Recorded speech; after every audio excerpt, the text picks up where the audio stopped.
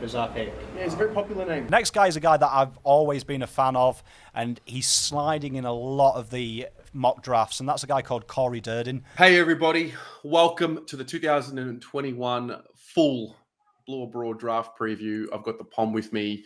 A part of the Blue Abroad YouTube channel, and a big part of the Blue Abroad YouTube channel, is the list management discussion at the end of the year. And I couldn't do this with anybody else. POM, got your back, got the jacket on. You know that we're talking off season when the jacket comes on. Hello everyone, welcome to the 2023 AFL Draft Preview here on the Blue Abroad YouTube channel. Back to top 3 picks. We're still shit. Not even one grand final in 6 years. Yeah, it's been weird since the first time we did this. I thought we'd be retired by now, to be honest.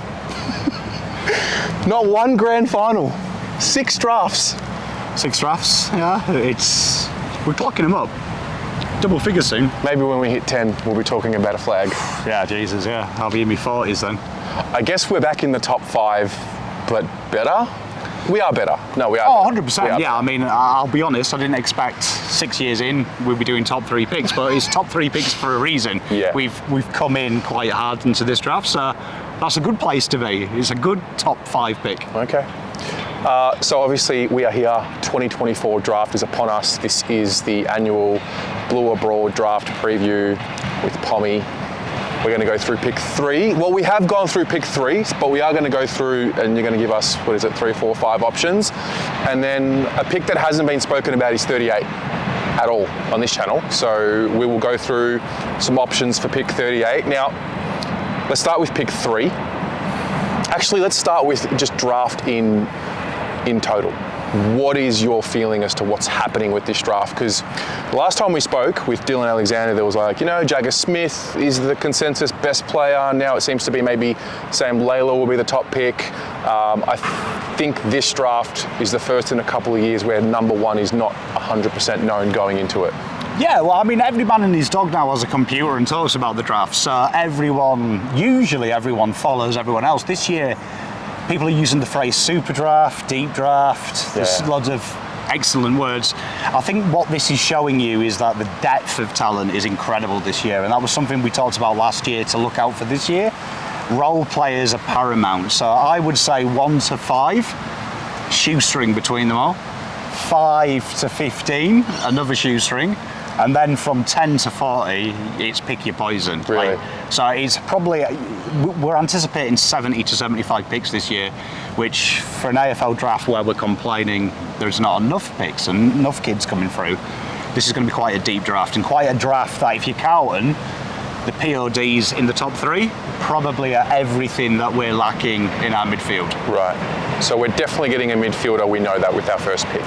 Yeah, or we might get the new phrase mid-forward. It may be one of them, but it's definitely going to be something to add to our point of difference. You look at who's gone, Carroll, Kennedy of the midfield. Very samey. Carroll, we don't quite know what he is yet. Kennedy, brilliant player, and he's been a big servant, but again, he's kind of like halfway between everything we've got and can't fully lock down a midfield spot because he's fighting Hewitt. So we're looking for someone that's different to Walsh, different to Jarrah, different to Cripps and Hewitt. Okay. So let's start with pick 3.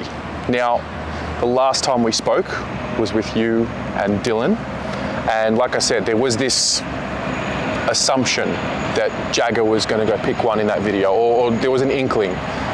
We didn't really know if he'd be available with pick 3. So the chat from my lens has gone from O'Sullivan to Draper to O'Sullivan to Draper. Now Jagger Smith could be available. So pick 3, I think, correct me if I'm wrong, Jagger Smith, Sam Layla, Finn O'Sullivan, Sid Draper, Harvey Langford.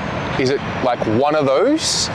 Yeah, so Jagger Smith for me is the most talented free player. So Levi Ashcroft, I think he's head and shoulders above the rest of the players. Okay. Well, that's because he's been an academy boy since he was a teenager. So would he in theory be pick 1 if there was no father-son? Yeah, I think because of his training program and his schedule, and you look at what he does, he's got very limited weaknesses. I think he would be pick 1. But the way the AFL works, no one's taking him pick 1.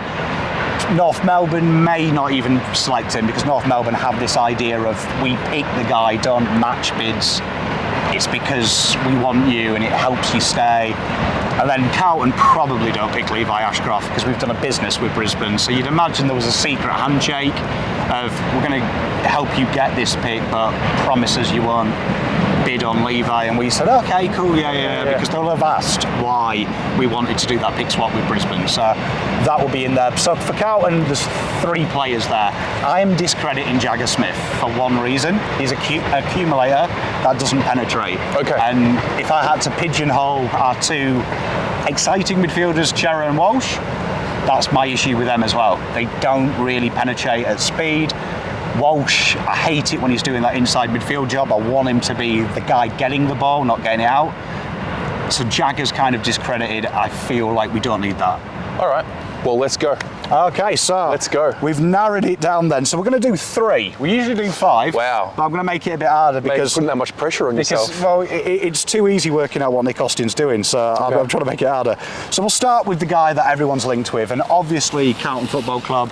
If you've ever delivered post to a member of our footballers' families, there's a reason to be drafted, and that's Finn O'Sullivan, the second cousin of Sam Walsh. 182, Oakley Chargers boy, Vic Country, so it suits the profile of where Nick Austin likes to go. He does seem to like the Vic area, particularly Country. He does have an affinity with them quite often. This year, though, littered with injuries. He's had a thumb injury, hand injury, a couple of calves in there as well, but it has to be said, to be in the top 3 conversation, having played less than 10 games this year, he's played 6, shows the talent. Last year, if we did this draft, Finn O'Sullivan was most people's pick 1. So it shows you how good he is. And he's shown some things. VFL this year, I heard old Dermy Brereton slate him, but that one VFL game, he only had 12 touches, but he went for 6 score involvements, and that is Finn's game. Finn makes things happen out of nothing, very quick through the core, incredible penetration, and the guy has got one of the biggest leaps of all the midfielders at 182, so he probably plays 190, 192, the way that he can mark, and his goal kicking is the niche. One thing that I keep saying about Carlton, and mids don't kick goals, that is probably Finn's niche, and he averaged 1.3 goals this year in the games that he played. And he's not shy of tackling as well. 4 tackles as well, so he's hard on defence. So it suits Nick Austin. He likes his midfielders to work both ways, but he's got that added point that he's quick and he kicks goals. So, practically speaking, and I'm going to do this for all 3, if he were to line up in round 1, is he starting centre bounce or is he starting on the half-forward flank?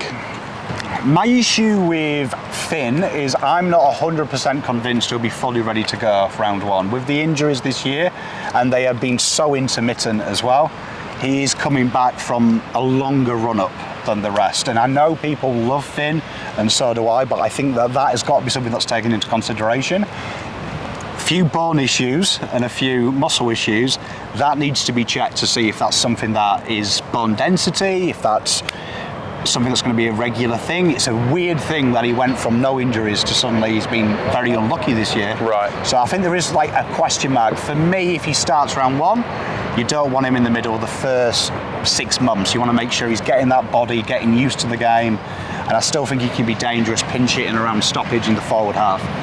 Right, so that means someone like a Cottrell wouldn't, I mean, let's think about it, who plays in that half-forward position? Well, I think the simple fix would be Kennedy's out, Lidge takes the midfield minutes, which I think Carlton have been flirting the idea with towards the back end of the year. Also worth noting, Elijah had no pre-season last year, so, and no real game time because obviously he was suspended with his indiscretion in Gold Coast. Right. So I think another pre-season in Lidge, you'll see that he's a lot fitter, so he'll probably get 20% midfield minutes. Okay. So I don't think this guy is round 1, any of them, on the ball, centre bounce. I think we're past that now. We've gone from the Sam Walsh days where it's Cripps and Zach Fisher, bless him. I mean, at SPS, we've now got 6 bona fide midfielders to do the heavy lifting if we need to. Okay, so that's Finn O'Sullivan. Who's next? Next, we're going to throw a curveball. So Nick Austin, Bulldogs list manager, formerly, spent a lot of time, and there is a guy there called Harvey Langford who is the clone, and I hate doing this, but the clone of a Marcus Bontempelli. And the big knock on him, and it's one that I hate, is pace. Everyone's like, oh, he's not very quick. Neither is Bont, and neither is Cripps. And what they do is, this is what Harvey is. He's built like a man as a boy. He is incredibly rambustious through the core. Rambustious? Rambustious, there you are, word of the day, calendar. Showing off my private school education. But 191 this year for Dandenong, he was insane. 15 games, 26 touches, 5 marks, 8 score involvements, 5 tackles, 1.3 goals a game. 8 score involvements a game, 1.3 goals a game, and 26 touches. Okay, that's... And then Nash Championships, 26 touches, 6 marks, 6 clearances, 8 score involvements, 3 tackles, and 0.5 goals a game. And then the VFL, he backed that up, playing purely as a half forward, 12 touches, 8 inside 50s, 3 score involvements, 3 tackles from his 1 game for Richmond. And goal kicking, defence and attack as well. For a guy that models his game on Dustin Martin, I'd say he's cutting himself short. He works incredibly hard defensively. You see him get up to half-back, chase his midfielders. He's very hard-working, and although he ain't lightning quick, he's probably the pace of our midfield anyway. With the point of difference, this guy has got pure attacking IQ and defence. So this is a smoky here, but I could see Nick Austin looking at this and shocking the world, because I genuinely believe the noise was Finn O'Sullivan, the noise was Dan Houston, and Carlton have shown limited interest. I think it's obvious in Dan Houston. We backed out of that fairly early. Then we got that pick 3 done that no one talked about. Right. Nick Austin's done this a few times. You remember James Rowe was the media noise. He went another player. Very often Nick Austin does this, even at the Doggies, lets the media play a story, and his narrative is a little bit different. That's what he does. And Harvey Langford hasn't been talked about, and I can't discredit him just because Nick Austin does things like this. So he may just go pick 3, Harvey Langford, and Adelaide are worried it's Draper.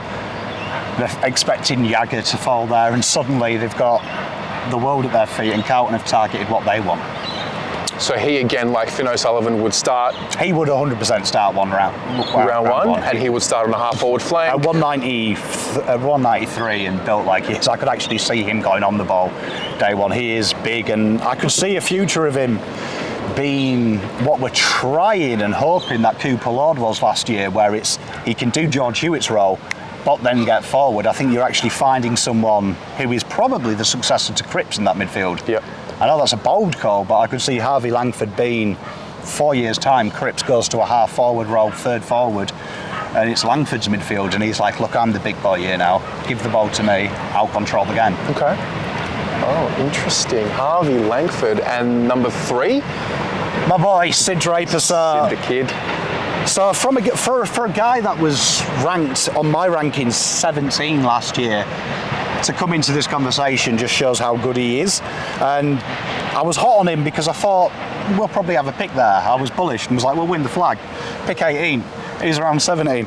But this guy here has got something that the other 5 haven't got. He's played his entire year in men's football. So the 6 games for the Panthers down in South Adelaide, 22 touches, 5 clearances, 5 score involvements, 6 tackles, 0.4 goals a game from his games in against men. Panthers were pants this year as well, it's got to be said. They were like Adelaide in the AFL this year. They were one of the bottom 3 sides. And he really showcased, he ran that midfield at times. He was the George Hewitt of that midfield. He was sacrificing his game to get the ball to the bigger bodies, and he really did showcase his defensive prowess. One big thing about Sid as well is his kicking was his knock last year. Okay. And he's worked incredibly hard on that. Out of all the 3 players we're covering, the most improved dramatically is Sid Draper on the weaknesses of his craft. And it's something that South Australia, they're very good. They have specialist coaches. You can see his words on that. He's the quickest of the 3 probably. Incredible endurance, core strength. He's agile, and he's been a leader of every one of his age brackets as well. So he's coming in captaincy material as well, level head. And obviously very close to 2 boys that we're picking up. And the Camparellis, played all of his football with them as well. It's interesting, when I saw the highlights of Sid, the first thing that struck me was that, I don't know, I was just drawn to him. I'm like, that's the prototype of what I would love to see in the midfield, linking up with Walsh. And I look at him as a guy that creates energy with the way he plays. And I think that's exciting for us. And the speed factor is great, and we all want pace, and we all want burst, and awesome, and I agree and I understand. On the flip side, am I getting sucked into the sexy burst speed factor when that eventually goes away from a player and then they're going to have to learn how to think quickly as opposed to just burst? Well, if speed was so important, the top 10 of the combine at the 20-metre dash and the 100 metres would just be 1 to 10.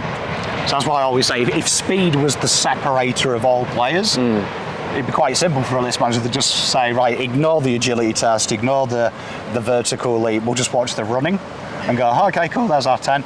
But it's not. But one thing I look at Sid, and out of all the three we've talked, I'm thinking about how do we return Walsh to 2021? Right. Where I think we saw the goal kicking from him, we saw that overlap run, we saw all these nice things that we thought, okay, cool, this is the guy. And then we saw it in the last year when he was in the finals, we saw him dominate, playing a lesser role because he'd come back from injury. We had a midfield set. I think Sid Draper is what Walsh is now, which allows Walsh to be the icing on the cake. I think at the moment Walsh is wasted being Cripps' offsider. Yep. I think we want Walsh playing the role that Chad Warner does. We're going to get the ball to you, don't worry about it. And I think that brings the goals back into Walsh's game. And Draper, dangerous hot zones. When you watch Draper play, when he kicks, and people always go, oh, but he's kicking, he went at 60%, so does Warner. Anyone who's quick doesn't have great goal kicking. Well, we want quick and direct. And that's what he does. He bombs it in to that hot zone. And that's where we're looking at Motlop, we're looking at Charlie, we're looking at Harry, we're looking at Dirds. And Fogg to smother that, but also he's looking for that overlap run. And you saw Chad Warner. Go back and watch the Sydney game, what Chad Warner did to us. That extra pace, that directness, caused havoc with Voss's zonal system around stoppage. But I think also, I mean, I know there was a bit of a focus to start attack from defence. And whether you agree with that or disagree with that is another conversation.